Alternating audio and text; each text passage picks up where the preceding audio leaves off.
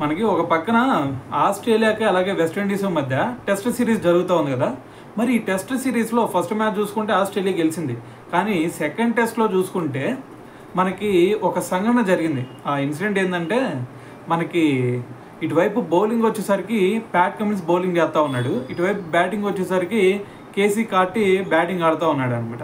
అయితే మనోడు ఏం చేశాడు, బౌలింగ్ వేసినప్పుడు ఇన్సైడ్ ఎడ్జ్ తగిలింది కార్టీకి. ఇన్సైడ్ ఎడ్జ్ తగిలి ప్యాడ్కి తగిలి దాని తర్వాత గాల్లో లేచింది బాల్.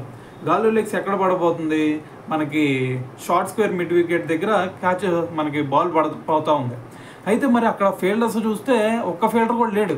మరి ఫీల్డర్స్ ఎవరు లేరులే, బతికిపోయానులే అనుకున్నాడు కార్టీ. సో మరి ఎప్పుడైతే బాల్ కిందకి టచ్ అవుతూ ఉందో అప్పుడు బౌలింగ్ ఫాలో త్రూలో వచ్చి ప్యాట్ కమిన్స్ బాల్ ఎప్పుడైతే గ్రౌండ్ని టచ్ అవుతుందో అప్పుడు చేయి పెట్టి బాల్ని పట్టేశాడు ఒంటి చేత్తో. సో ఆ క్యాచ్ చూస్తే అందరూ కూడా ఫిదా అయిపోయారని చెప్పాలి. సో దాంతోపాటు మరి మనకి కామెంటేటర్స్ అందరూ కూడా దాని గురించి ప్రశంసించడం జరిగింది.